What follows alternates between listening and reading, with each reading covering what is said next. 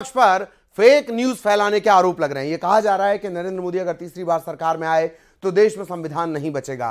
ध्यान देने वाली बात यह है कि 2019 के चुनाव में भी ऐसी तमाम बातें कही गई और 2024 के चुनाव में फिर वही पुराना राग आरोप झाड़ पोंछ कर निकाल लिया गया है। पीएम ने विपक्ष के आरोपों पर प्रहार किया है।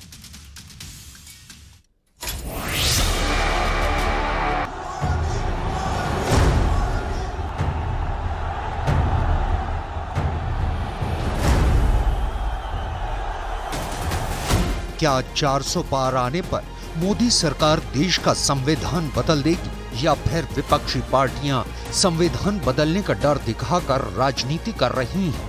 लोकसभा चुनाव के पहले चरण की शुरुआत में अब सिर्फ 60 घंटे बचे हैं और इस बात को लेकर बहस तेज हो गई है। इस बीच प्रधानमंत्री मोदी ने संविधान बदलने का डर दिखाकर राजनीति करने वालों पर कड़ा प्रहार किया है। एक पुरानी रिकॉर्ड घुमा रहे हैं।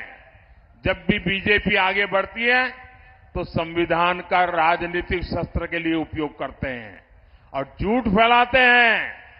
संविधान बदल देंगे, संविधान बदल देंगे।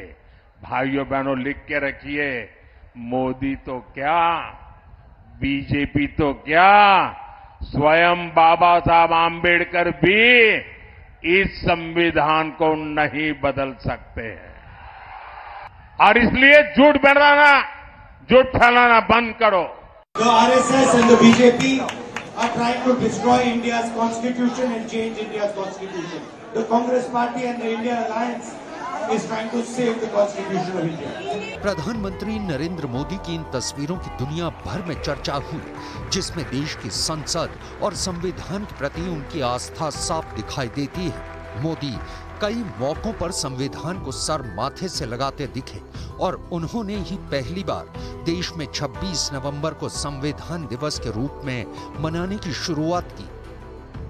लेकिन प्रधानमंत्री मोदी ने इस बार जो 400 पार का नारा दिया है, उसके बाद विपक्षी पार्टियां ये आरोप लगा रही हैं कि अगर एनडीए को 400 प्लस सीटें मिलती हैं तो मोदी सरकार संविधान को पूरी तरह ही बदल डालेगी। पार्टी के नेता ये बोल रहे हैं खुलम खुला कि हम संविधान को बदल रहे हैं। ये बाबा साहब का बनाया हुआ संविधान है, कोई अरो गरो बाबा का बनाया हुआ नहीं है। जो भी कोशिश करेगा संविधान को बदलने के लिए, देश की गरीब पिछड़ी और दलित जनता आंख निकाल लेगी इनका। वो एनआरसी करके आपको भगा देंगे।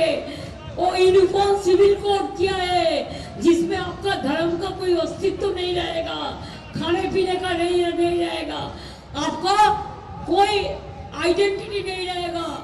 क्या कर दिया, आपको अधिकार छीन लेगा, कोई चुनाव और हिंदुस्तान में नहीं होगा। हालांकि ये पहली बार नहीं है जब मोदी सरकार पर विपक्षी पार्टियां इस तरह के आरोप लगा रही हैं। बीजेपी के लोग, आरएसएस के लोग इस कॉन्स्टिट्यूशन को कभी नहीं छू पाएंगे।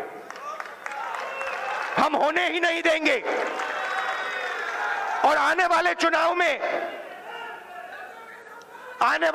में 2019 के चुनाव में देश की जनता नरेंद्र मोदी जी को अपनी मन की बात बताएगी। उन लोगों के इरादे बड़े खराब हैं, उन लोगों के इरादे खतरनाक हैं। अगर मोदी और अमित शाह की जोड़ी 2019 में दोबारा बन गई, दोस्तों ये संविधान बदल देंगे, इस देश में चुनाव बंद करा देंगे।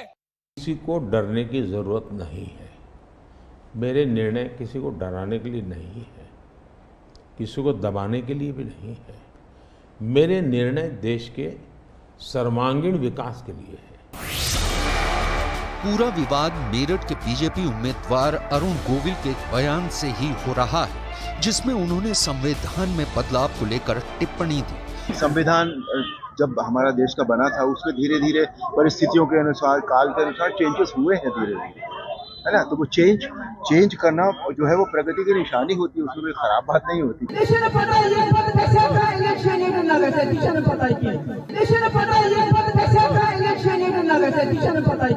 देश का सबसे पवित्र किताब है और उस पवित्र किताब पाप को खत्म करने के लिए भाजपा के सभी प्रत्याशी खुलेआम बोल रहे हैं कि संविधान को खत्म किया जाएगा जब मोदी जी को प्रचंड बहुमत मिलेगा। इस पे मोदी जी क्यों नहीं बोल रहे, क्यों नहीं कार्रवाई कर रहे?